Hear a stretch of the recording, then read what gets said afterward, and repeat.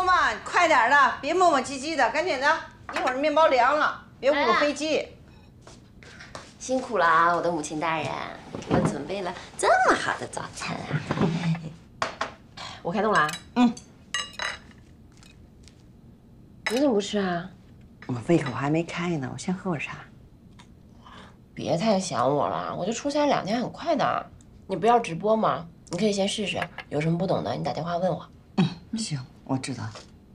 但是你出去住酒店可千万小心啊！现在到处都有探头。行啊你，这都知道？当然知道了。以前拍戏的时候，1年365天，我得住300天的酒店。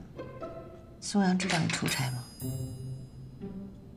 我昨晚给他打电话了，但他好像跟朋友聚呢，那边特别吵，我就没来得及说。后来我给他发微信了。关心他是可以的啊，但你得掌握一定分寸。爱不是禁锢，也不是放纵啊。所以就得有一个适中。说得好。怎么了？这从表演艺术家变成哲学家了？要出书啊？那很有可能啊，很有可能过几天我就是一个畅销小说的作者。那可不行，你还得给你女儿和你老公留条活路吧？也就是前夫吧。前夫也得留条活路，是不是？默默，我准备。怎么了？我准备开直播了，下午就开始。江女士，我给你点1万个赞，来干杯！行了，快点吧，别磨磨唧唧的，真耽误了航班。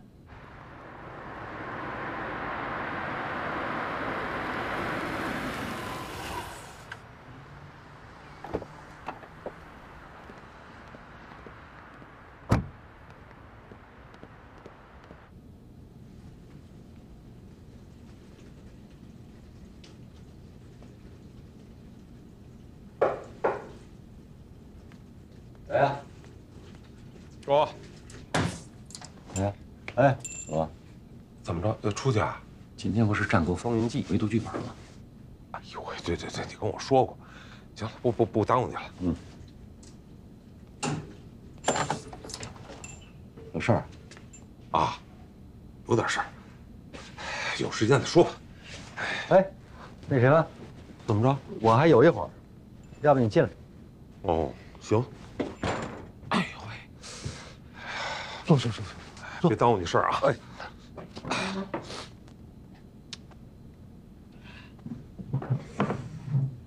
昨晚把我憋坏了，如鲠在喉，不吐不快。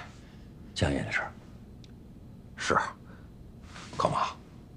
我觉得咱们误解人江爷了，不是，准确的说，咱是伤着他了。我承认，当初他举报我的时候，我确实很愤怒。我知道你为他干这个事儿，你也特别失望，是吧？这要不是河水说出实话来，咱到现在还对人抱着成见呢。说实话，我是真没想到江夜能维护河水，自个儿把这些事儿都承担下来。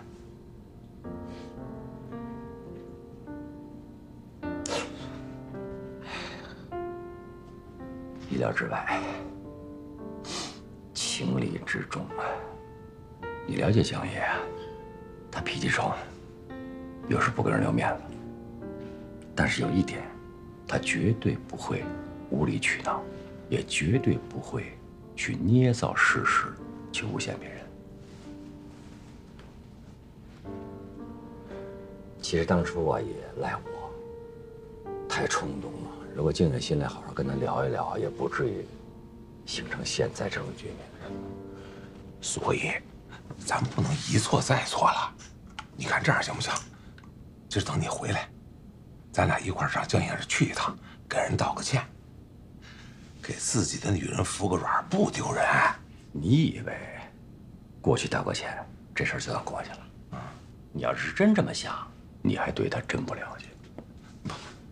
咱态度真诚点，姿态放低一点。我知道是江爷心里边还窝着火呢，咱就做到打不还手，骂不还口，你让他把这气儿发出来，把火也都撒出来，这应该差不多了吧？杀人不过头点地。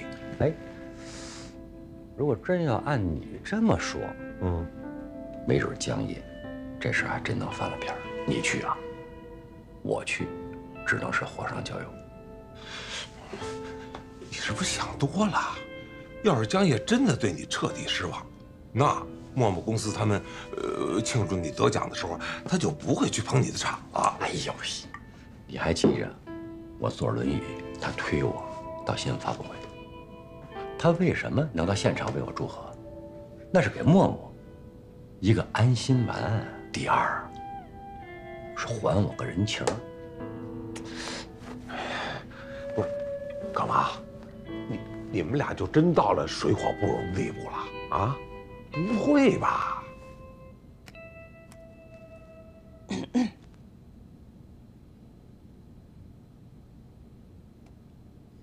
大家好，我是一名表演爱好者。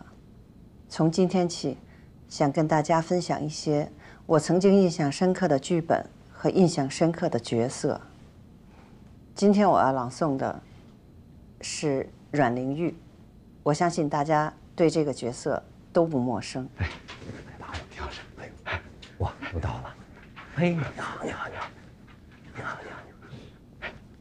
来，我给大家介绍一下啊，我相信大家都不陌生啊。我身边这位呢，丁可芒丁老师啊，2度获得追光话剧奖。哎呀，这就不用说了。那个也是京汉话剧团的台柱子，也是咱们这部戏的男主角王禅的扮演者。丁老师，请坐。好久不见了，丁老师，哎。跟大家说2句。哦，一看有认识的啊，还有新朋友，啊，我叫丁可芒，非常高兴能在这里跟大家见面。我想未来的2、3个月当中呢，我们大家都在导演的带领下摸爬滚打，希望通过我们的努力呢，把咱们这部戏能够打造成既好看又叫座的精品。大家努力，谢谢。好，那咱们今天进行围读。好，来，大家翻开剧本。来吧，敌人们、友人们、仇人们、爱人们。敌强我弱，若以弱胜强，唯有智取。我爱过你，恨过你，悔过，羞过，这一切都是最深最深的。那少女的纯情的爱呀，当徐徐图之，不可操之过急。首先，速探密探，潜入姑苏，刺探吴国军情。西施姑娘居于夫差深层，是获悉吴国军事军机之不二人选。去吧，和你那些说不清道不明的感情纠缠，丈夫。谢谢你给了我汽车、洋房、珍珠、翡翠，足以使任何女人骄傲的一切。过不可一日无主。为你的好心，为你的骗术，干杯！公于善其事，必先利其器，铸造兵器，屯足粮草，鼓舞士气，打造一支铁骑之师。丁老师在围读的时候都已经进入角色了。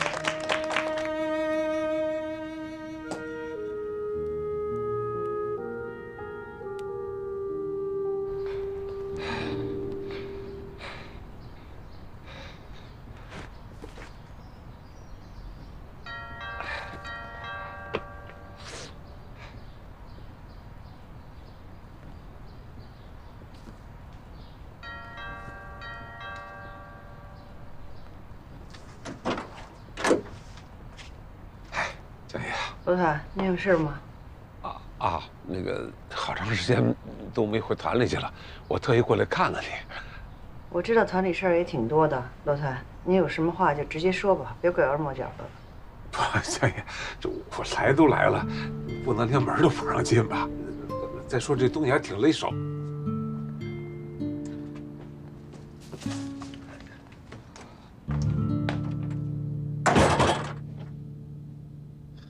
哎，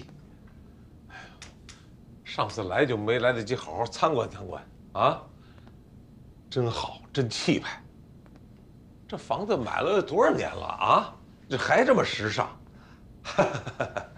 哎呀，这个高档就是有高档的道理。您这好听的话就别说2遍了。江爷，对不起，我不该那样对你。您这说什么呢？我今天是特意来请罪的。河水把事情的经过都跟我说了，我们都错怪你了。河水跟您说这事儿为什么呀？江爷，你为他背了一个黑锅，不但受了处分，还让可望心里产生了误会，闹得你们现在都要离婚了。河水觉得这个都是因为他，用他的话说，他良心上受到谴责。他如果现在再不站出来，他就真的不是人了。说到底，你们还是姓河水的，是吗？当初咱们4堂对峙的时候，我都说了，我把这一切都说过呀。你们谁听谁信呢？哦，现在河水说了，你们就信了？难道你们就不怕我跟河水捏一团儿，把你们都搁进去吗？你不会的。大小，我也是个名人。我为了洗白花点钱让他帮我说，有什么不行啊？那录音做不了假吧？你攥着这么一个重要的证据却不拿出来，你这不是为了河水，为了谁呀？江爷，我真的很佩服你。哎呀，录音当然也有可能是假的啦。不，江爷，我知道你还生我的气的，没关系，我现在什么也不说了。我人已经站在这儿了，你有什么话千万别憋着，你全都发泄出来，我全都能受。江爷，我们对不起你。别，您这还真不好意思了，您请坐，要不然茶都凉了。不，我还有一个不情之请，你要是不答应的话，我真的坐不下来，这个水我也咽不下去。今天本来可忙是应该亲自来的。但是他组里边说委读剧本，他是男1号，离不开他，所以他就全权委托我过来向你赔礼道歉。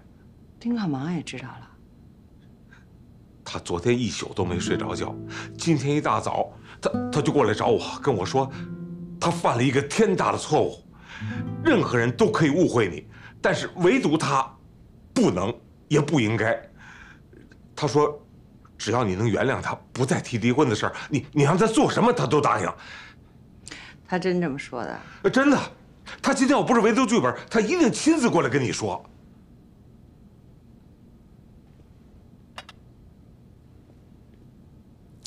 哎，您看这茶，这水泼出去了，还能收得回来吗？我已经跟丁可忙正式起诉离婚了，过2天他可能就会接到传票，麻烦您跟他说一声，省得到时候他心里没有准备。江爷，没这个必要吧？对，以前是真没有这个必要，好合好散嘛。本来是想到民政局把这事儿就给办了，结果他天天拖来拖去的，拖得我一点心性都没有了。当然，您也可以不告诉他，反正总有一天他会知道的。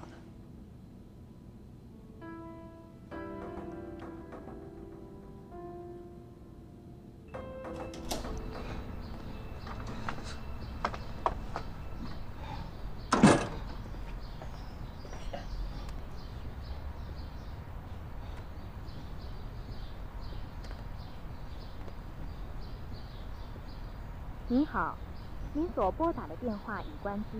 Sorry。嘿，你说你这磨磨，大白天的你关什么机呀你呀？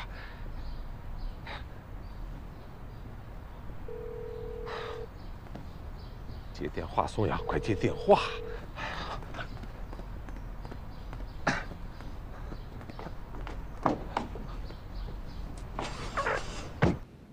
你爱我吗？哪怕是还有一点点。以前爱过，现在爱不爱？喂，老谭，宋阳，你在哪儿呢？我想跟你见一面。别着急，你慢慢说。怎么了？不行，慢不了，急事儿。这个事儿关系到你丁老师。丁老师，我现在在家，你在哪儿呢？要不我去找你？我现在在车上呢，你不用来了，我上你那儿去，你等着我啊。行。啊！法院起诉离婚了。江夜已经找了律师，我就怕这一次是板上钉钉，真是再也没有挽回的余地了。什么时候的事儿？就刚才啊。姜老师怎么说吗？他态度非常坚决，根本就不容我说话。也是，毕竟我们之间曾经有些过节，我就是劝他也根本就没有用。我上这儿来找你也是病急乱投医，本来我是想跟默默说的，可是不知为什么他关机了。默默今天出差，你给他打电话的时候肯定在飞机上。啊？怎么这么寸呢？你说都赶到一块儿了，老丁今天他们围读剧本，有电话他也不接。我想来想去，想到了你，宋雅。你老师待你就像亲儿子，你现在又是默默的男朋友，不管从哪儿说，你们也算是一家人，对吧？哎，你干嘛去啊？我去找姜老师。我跟你说，骆驼，这帮记者手段多了去，渠道多了去了，绝对不能让他们知道丁老师离婚这件事情。而且，我已经把默默给连累了。如果这件事情再爆出去，他们家真的鸡犬不宁了，你让我怎么办？不，你想好怎么管了吗？啊，我跟你说，我刚刚是碰了一鼻子灰，你这贸然的过去，就你师母的脾气，你说能行吗？这行不行？咱不也得试一试吗？要试砸了呢，万一试砸了，你后边再想出好的办法来，那也用不上了，啊？哎，默默的飞机现在应该落地了，他现在应该可以开机了。哎呦，我说骆团啊，你现在打电话又能怎么样？他下了飞机，你觉得他现在能过来吗？就算他过来了，他不还是得跟着咱们干着急啊？咱们什么都干不了。也是，告诉他也是下策。我看你师傅现在也没什么好办法了。我觉得，你师傅是真心不想离婚，可是你师母的态度，就算是道了歉，恐怕也没有用了。道歉？丁老师为什么要跟师母道歉？还不是因为河水。那个江夜举报我的事儿，你应该听说了吧？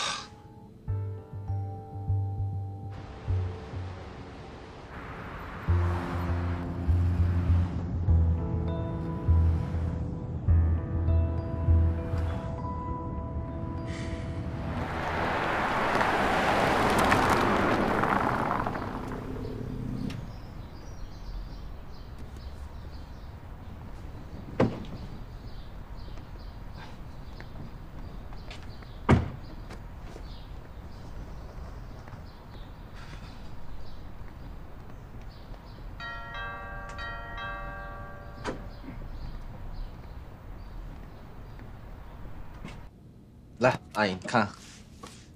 嘿，你怎么想起来给我送剧本啊？默默跟我说您正在准备剧本直播呢，我家里正好有一些，我就都给您带过来了。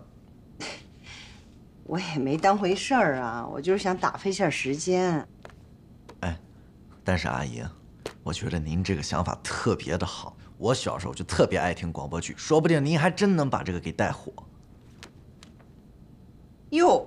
你这剧本还真挺全的，古今中外的，还有戏曲的。哎，戏曲剧本要播起来可太难了，我做不到。但是阿姨，戏曲我也没怎么看过，这些都是我上学的时候老师让我们买的。但是您要用不上的话，我就都拿走也没关系。别带走，你给我留下。我就是播不了，我可以自己看呢。我跟你说，要想当一个演员啊，什么都得懂一些，尤其是戏曲。戏曲艺术真是博大精深。有人说这叫程式化表演，那是外行。这真的是挺难的。明白，反正我觉得您能用得上就行。哎呀，其实说实话，我心里还真挺没底的。您不能没底，阿姨，你要决定做这事，你就必须得有信心。有什么信心啊？我今天中午倒是试着播了一期，还没找着感觉。不是您都播了一期，您没告诉我呀？您赶紧，您告诉我您在哪儿直播，然后您那账号是多少，我去加您，关注您去。别，你可别笑话我了，你这一关注我压力太大。哎，阿姨，我还有个事儿。听说您最近正在学炖那猪蹄子，我想尝尝。你可听好了，我是学做的，你对我那么有信心啊？肯定了，您做的饭我什么时候浪费过？我就是想吃。我什么时候做好过饭？你这么拍马屁，是不是有别的事儿啊？您怎么能这么说呢，阿姨？我要是真有什么事，我用得着拍马屁？我肯定是直接跟您说了，我就想吃顿饭。您看您还怀疑？好，那你要不嫌弃，我就给你做饭去啊。我帮帮您。不用，没事。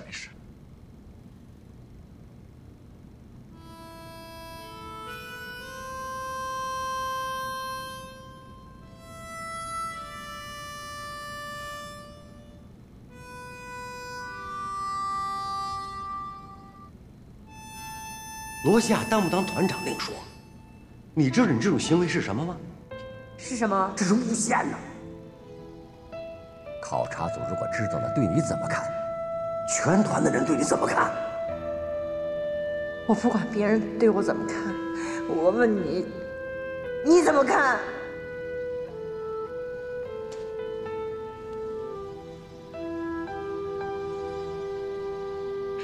我让你没面子了。我让你抬不起头了，你心里看不起我了。丁老师，丁老师，吃饭了，就等您了。我马上。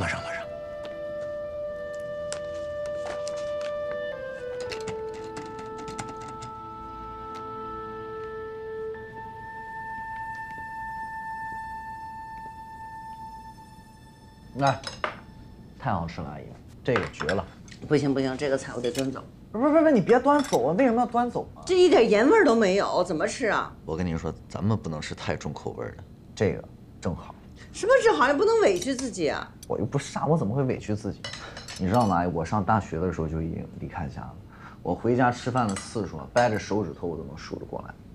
我自从在北京买了房子以后，事业越来越火，我就发现我身边的朋友几乎就是一个都走，越来越少。近几年啊。除了经纪人跟助理之外，还真没出现过别的人。而且您知道吗？最痛苦的是什么？最痛苦的就是每一次，我所有的通告结束以后，一回家往那儿一坐，我心里是极度的空虚，极度的寂寞。我特别想找一个人陪，但是还没有。就算我拥有了现在的一切，我心里头的那种空荡感，您知道吗？没办法填满。所以每次我只要一到您这儿，到了丁老师那儿。无比的幸福，家的感觉。现在你是有了默默了，你要是真不嫌弃我手艺，以后你就经常到家里来吃饭。那必须的呀。其实我认识了默默之后啊，我还多了一对疼爱我的父母。等您搬回话剧团，一定要我天天过去蹭饭去。这个，我和你们丁老师要离婚的事儿，你知道了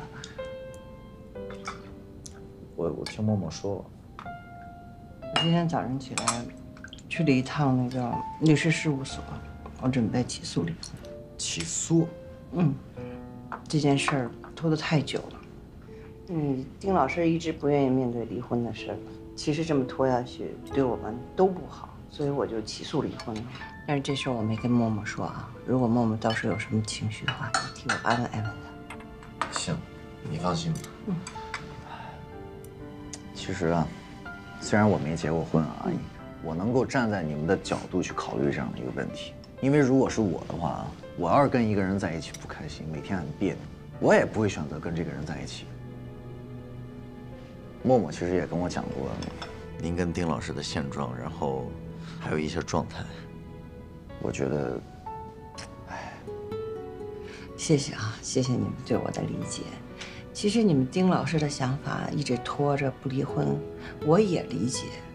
你们丁老师以前是抱着一种维持的态度，后来他知道我说罗夏这个事的真实情况以后，可能他觉得误会我了，内心里边可能有一点点愧疚吧，也许是一种补偿的行为吧。我还有一件事情，不是特别的明白，当初为什么你要替河水顶雷？哎呀，我也不是替河水顶雷，我本来不太喜欢河水的。那后来一想，他也未必是像我们想象的那么不好，因为他跟我说啊，他是真心的喜欢罗夏，想跟罗夏在一起生活，哪怕就是罗夏生病了，他也愿意照顾他。所以我当时就觉得，她应该是个善良的女人吧。就这样？也不是吧，就是我听她说话的时候，我就感觉到一个女人内心的悲哀和无奈。你看，我们俩跟河水都一样，都是从外地来的，在这儿都无依无靠的。你看我到后来还是有一点事业，还有家庭，她到现在30几岁了，什么都没有。所以她又跟我说，她对罗夏是真心的，哪怕罗夏生病了，她都愿意照顾他，那就说明她是一个善良的女人，干嘛不成全他们呢？您说的太有道理了，我听您这么一说完，河水确实挺可怜的。但是，您要是跟丁老师离婚的话，不会有什么遗憾之类的吗？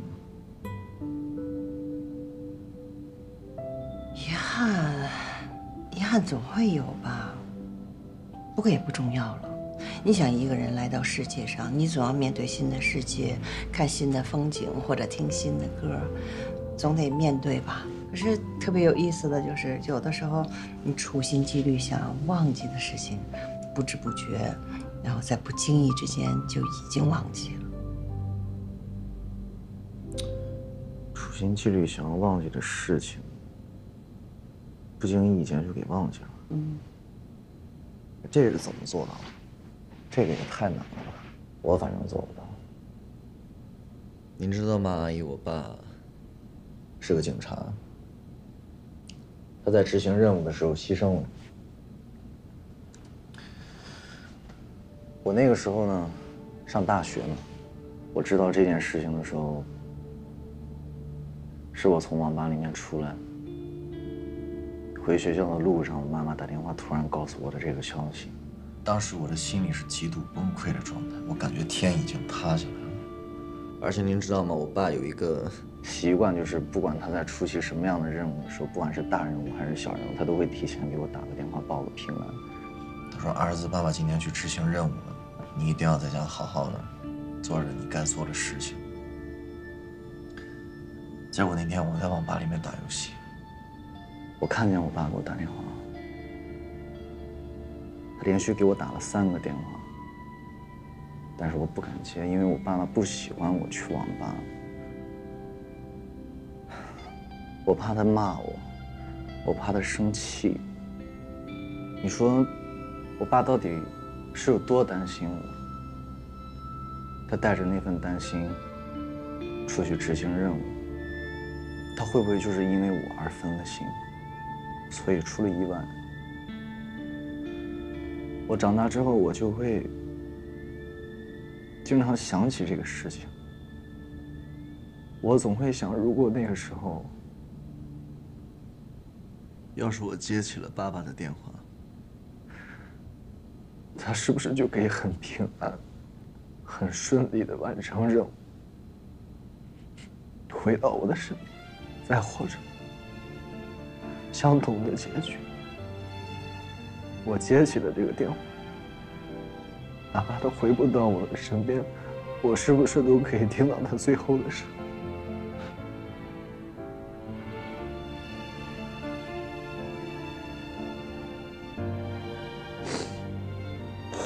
哎呀，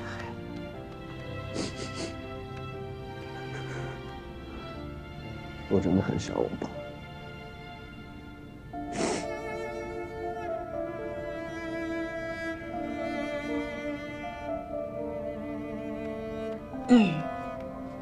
没想到你心里面压着这么多事儿。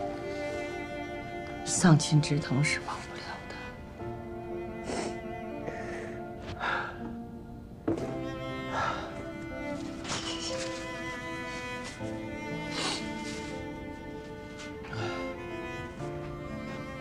所以我觉得，我经历了这些事情之后，我发现有的遗憾是可以弥补，但是有的遗憾一旦造成了之后，这辈子都没办法再弥补。您知道我有多想忘记这件事情吗？但是我根本就做不到，尤其是我每天晚上睡觉之前的时候，那种被人掐住脖子无法呼吸的感觉，那种让我窒息的感觉跟痛苦，就直到现在，我想起来太难受了。反正您都决定跟丁老师要离婚了，不如给丁老师一个机会，让他站在您的面前，把他心中所有想要对您说的话，都让他当着您的面全部都说出来，不要像我一样，遗憾一辈子，愧疚一辈子，真的很痛苦。反正今天晚上默默也不在家，我觉得，您就让丁老师来跟您好好聊一聊吧。今天，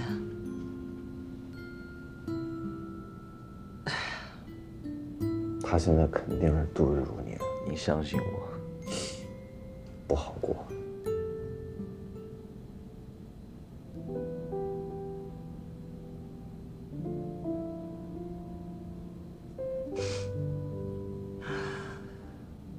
哎，我去把饭给你热热去。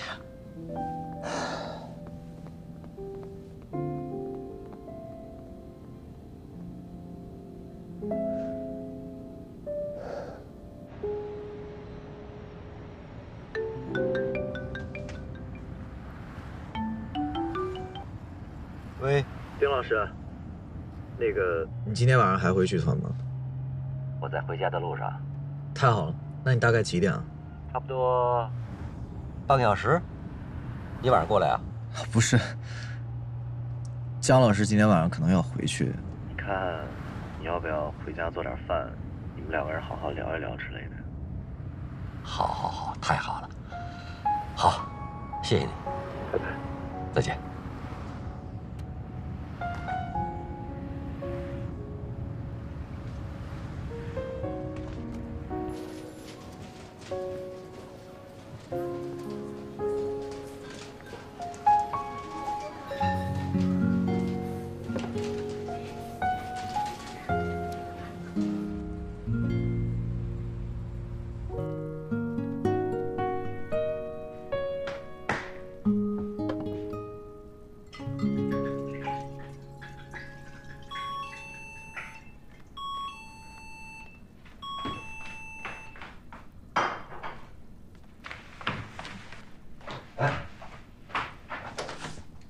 嘿，看，刚做好饭，哎，一起吃。哎，我来拿点东西啊，好啊，来，哎，放这。我来取我外公的东西。我去给你拿去。啊？你知道什么东西吗？当然知道了。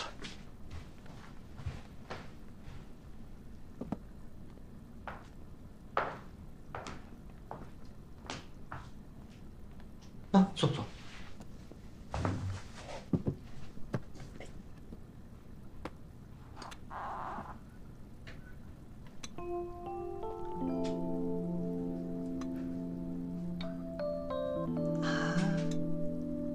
看看是不是这个？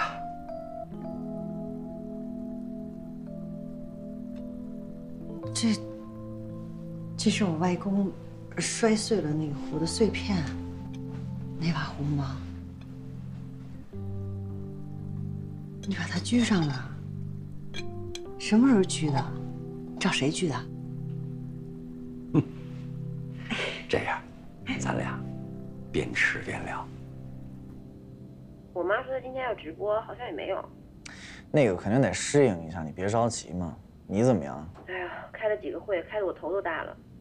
明天再开个投资的会，我就可以回去了。父与子的电视剧我也快写完了，不过我现在有点后悔。后悔？为什么？你现在的处境啊，身为这个戏的编剧还有制片人，我是不是应该帮你一下？我跟你说，你可别啊，千万别反悔，咱俩可是说好的，事业上不能有任何交涉。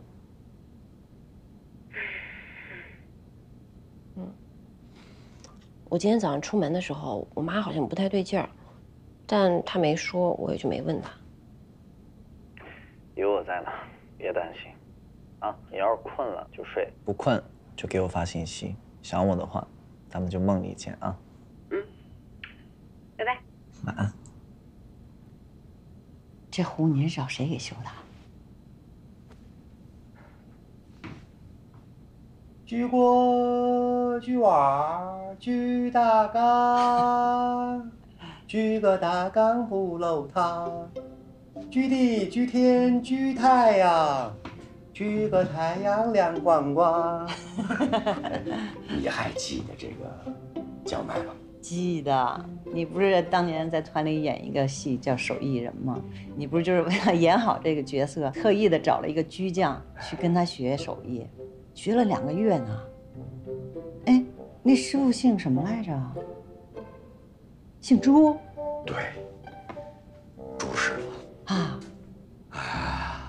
你搬走之后啊，我在你的房间里边发现了这些碎片。我记着你说过这么一嘴，说这些碎片是外公的遗物。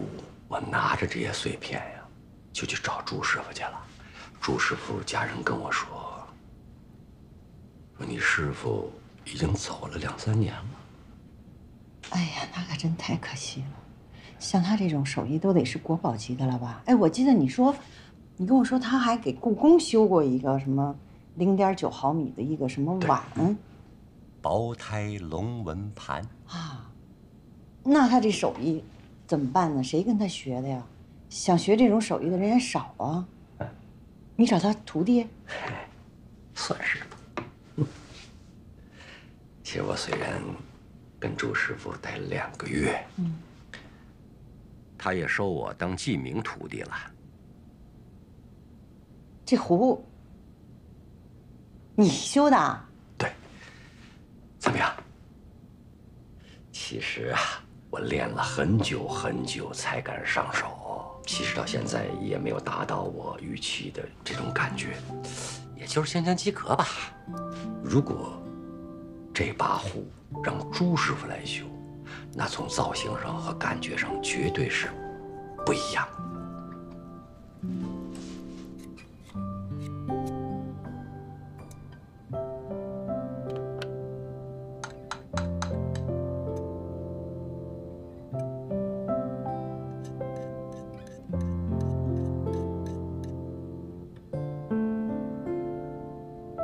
谢谢你啊，这把壶对我意义非凡。你帮我治好了，了了我一心愿，谢谢。我应该的。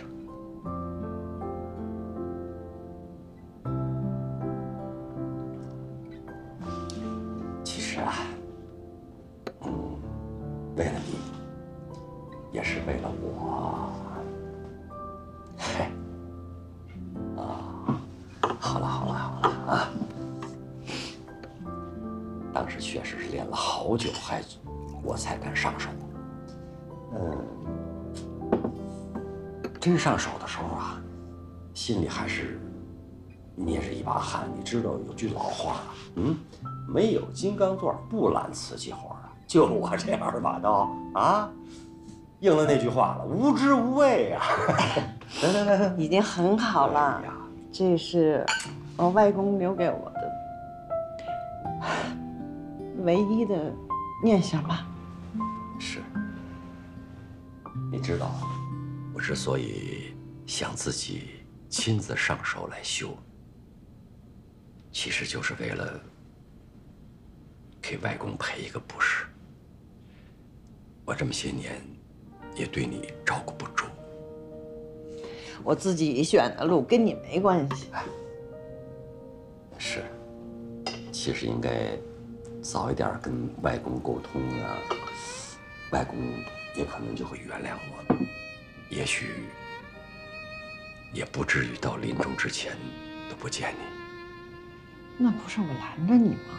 我拦着你，当时就是觉得他特别顽固，特别不通情理。其实要想见着啊，怎么着都能见着。我当时就是不知道怎么面对，也放不下这面子。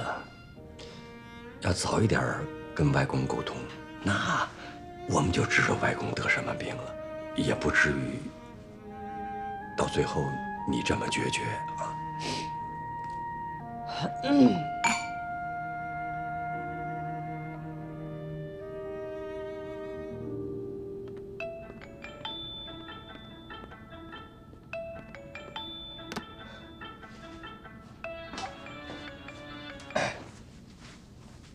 喂，喂，陆团。哎，怎么样啊？我今天找江野老师吃饭了。哦，江老师怎么说？暂时还不确定呢。我明天想去问问我师傅。哦，好，我知道了。哎，行，辛苦了，宋阳，咱们先这样，好吧？嗯，行，那明天再说吧，拜拜。